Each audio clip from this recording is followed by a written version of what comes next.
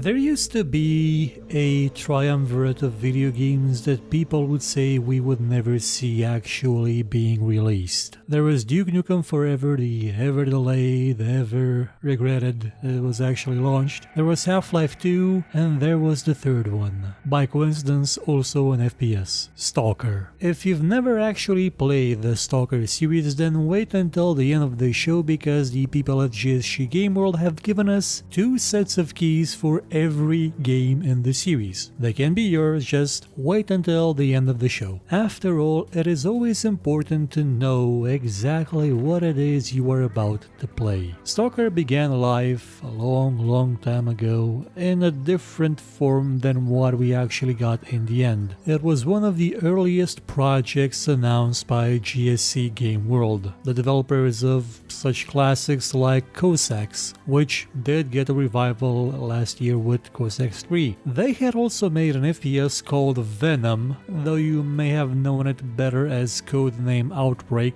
I remember playing the demo version of it. You only had one gun, but it could change into many other guns, and that made it cool. But Stalker was gonna be a different kind of cool. The kind of cool that up to a point can only be understood by people that live around here. Especially people that were affected by the Chernobyl incident from 1986. This is a game that could not have been made anywhere outside of the Ukraine, honestly. It was made by people that were familiar with the incident because it happened close to them. And it is also based on a novel called Roadside Picnic written by Arkady and Boris Strugatsky, which was itself adapted into a movie called Stalker just a few years after the book was published. The idea of all 3 of these works of art is that the Chernobyl incident unlocked something. In the game you are told that there was a second incident about 20 years after the first one in 2006, something that made the exclusion zone around Chernobyl to become a hotbed of unusual activity, of anomalies that defy the laws of gravity. Invisible, pulsating hearts of radiation are scattered all over the place, and some of them aren't just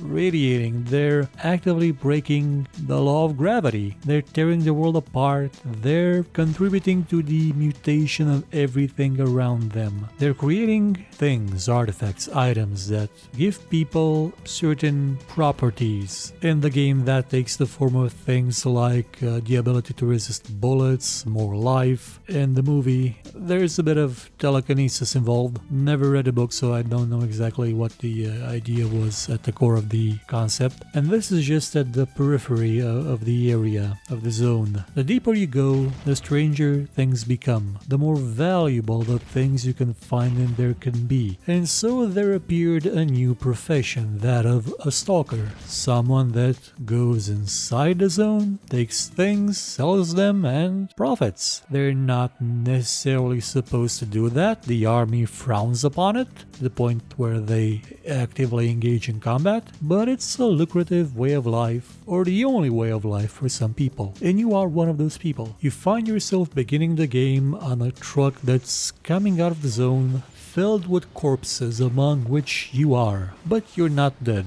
Not yet. You're rescued, you're brought back to health, and you're left wondering, who exactly am I? Why have I come here? And why is my PDA that looks like a modern day smartphone, even though this game was developed before the iPhone was a thing, but Apple still somehow invented it in the minds of many people. Why is this thing telling me to kill someone named S.T.A.L.K.E.R? Who is he? Where is he? That's all the information you're given. That's how you start in this game. And to you, the world is open. Possibilities are, I wouldn't say endless, but they are many and nuanced. It's important to note that Stalker was not necessarily released in the version that would have been the best possible iteration of the game. When it first started out, it was called Oblivion Lost and had more to do with Aztec temples and sort of space marine kind of things and robots, and you got to fly a helicopter. That got turned gradually into the Stalker we know. But even for this iteration of the game, there had been previous builds that were a bit more ambitious, that had a bit more stuff in them, but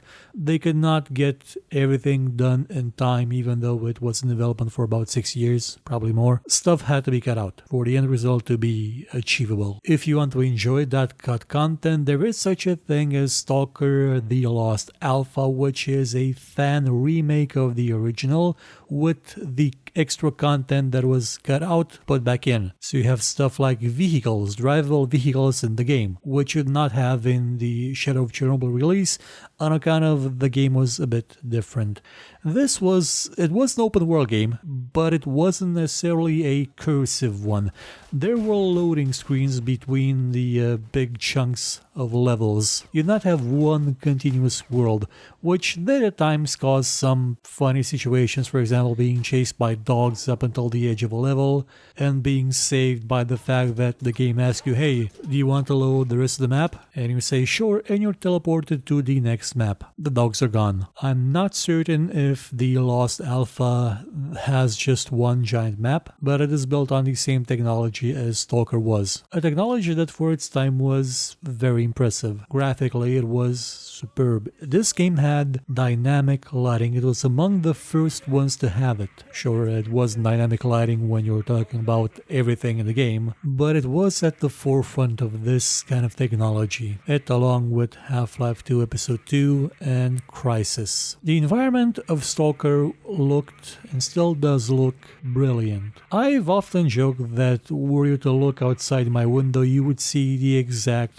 location where Stalker takes place, and that's still absolutely true. It's a scenery that people outside of this area, especially in the West, especially in the USA, may not be familiar with. It's a dilapidated, rundown. It's Detroit, so they sort of know what it is now because of Detroit, but up until then, it was kind of a unique experience to see this world, this overcast world where the sun doesn't shine that brightly, where it's not too hot, it's not really that cold. People are just wearing thick clothing and generally seem glum and not very happy, and not everything is cheerful. Nothing is cheerful. Why would it be? There's mutants running around, creatures that defy reason, and just one wrong step can make you explode, which is why you throw bolts everywhere and see if they explode before you do. In the movie it was I think it's called a lug nut with a piece of cloth attached to it. They changed it to bolts in this one. Still works. It's a valid way of trying to discern if the next step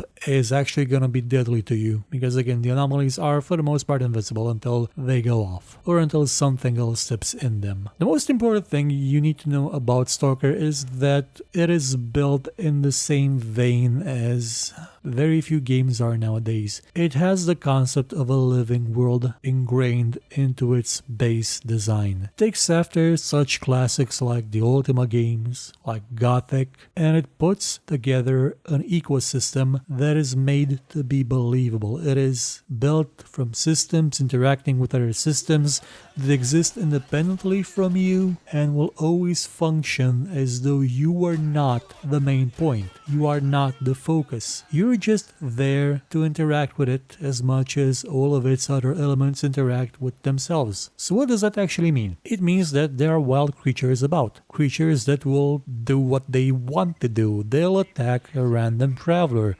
They'll swarm around his corpse and try to eat him. You'll find bands of bandits and stalkers and the army fighting each other from place to place. You can interact with them, you can intervene, and if you were to help the stalkers because you are one, the other ones will just kill you on sight mostly, you will get rewarded, you will get attention from them, you will gain reputation, you will become a more influential person in the stalker community, a renowned one. And it's not just simple systems.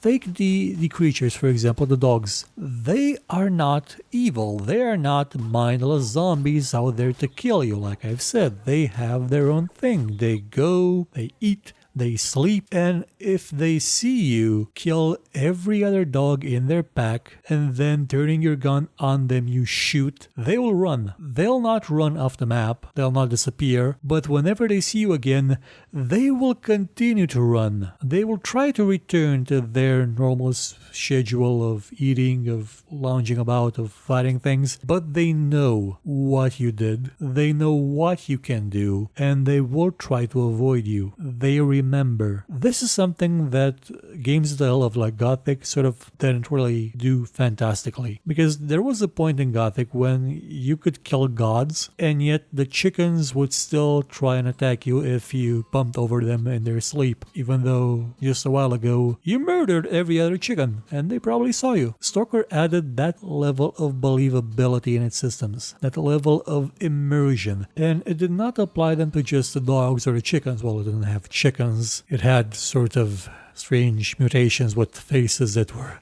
You're probably not going to see them in the video behind me because I didn't have quite a lot of time to capture the footage, and it is not a short game if you actually want to enjoy it properly. Linearly, yeah, you can blow through it within about 7-8 hours maybe. That's not all the game. That's not nearly all the game. Because if you just do that, you miss the fact that even the humans have their own schedule. They go to sleep. They go to eat. They gather around campfires and start singing and start talking in not English, which is fantastic because it keeps the atmosphere intact. It's like when Crysis gave you the option to listen to the audio of the enemy in Korean. Sure, you still hear the audio that's being spoken directly at you in English, but that's just a localization thing. And getting back to the idea of systems, you also have needs. You need to eat. You need to not be irradiated. You will die mostly because of irradiation at the beginning until you learn that radiation is not your friend. You also used to have the ability to sleep in the original version, and they did add that back in the Lost Alpha remake. Stalker was the kind of open world game that really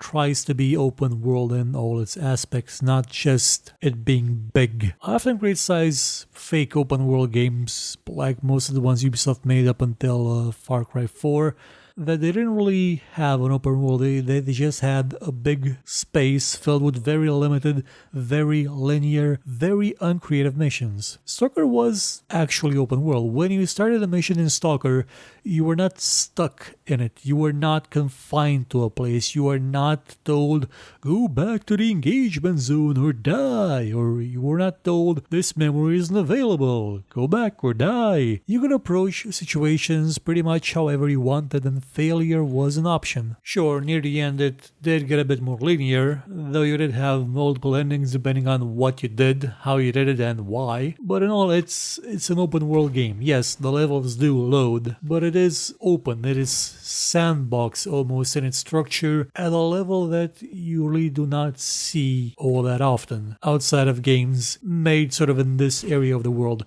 Here's the thing you should probably know. There's a lot of games made around here that are like Stalker. Not necessarily with the living ecosystem with complex systems of AI interacting with each other, but this kind of open world shooter where you get missions, you've got factions, you've got reputation, you've got an economy. It's a popular genre. One that is built on the idea of depth, on the idea that, yeah, even if some missions can be repetitive because there's a lot of them, you can approach them in any way you want. And usually there is a hint of, oh, there's a difficulty level here. Those guys are gonna absolutely cream me because I'm starting out with a pistol and they all have machine guns. Stalker was not what you would call a easy game, especially since for some reason people would often classify it as an RPG. And that sort of got people thinking that, oh, I'm shooting horribly now because I haven't skilled up my guns. No, you'll always shoot like that. This isn't a game where you have pinpoint accuracy for your weapons because it has ballistic simulation. A lot of it. Bullets will sometimes bounce off walls if shot at the right kind of wall, at the right kind of angle. As I said, it's a deep game with simulated complex systems interacting with each other. Not saying it's perfect. perfect, yeah, it can be sometimes absolutely blind or get stuck, but for how long it took to make, when it was made, and how it came out, it is an absolute gem of a game. One with a story that is deep in ways that require you to do a bit of legwork to fully appreciate. Now, Dark Souls didn't invent that, and its shortcomings were one by one alleviated in the following games: Clear Skies and Call of Pripyat. They also came with their own problems, mostly due to optimization and some bugs. You probably know this classic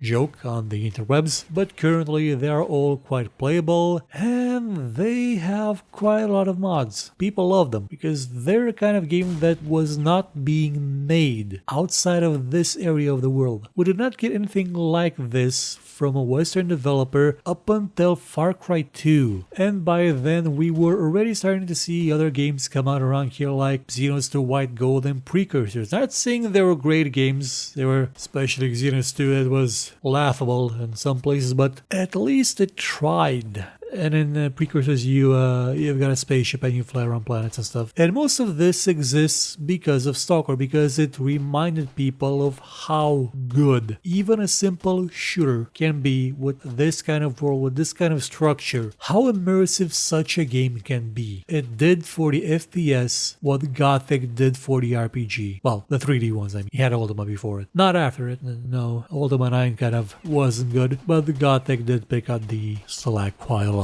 If you want to play the Stalker series, well, you can find it pretty much anywhere you want. The Lost Alpha is free if you want to try the fan remake. The entire series costs about 20 euros and 40 euro cents on GOG, and individual games can be bought for around 17 euros a piece. And now comes for the contest part, to which you skipped directly to, didn't you? You just heard contest giveaway and you just jumped right here. Well, hope you're proud of yourself. Well, if you want to participate, all you have to do is fill in the form that's in the link in the description of this video, that gleam.io form, complete it, and in 1 week, just 1 week, not a month like usual, you could win one of 2 sets of keys for Shadow of Chernobyl, Clear Sky, and Call of Pripyat. That's 6 games that can be won by just 2 contestants. So you'll have the entire series to play. Many thanks to the people at the GSC Game World for giving us the keys for this contest. Good luck and goodbye.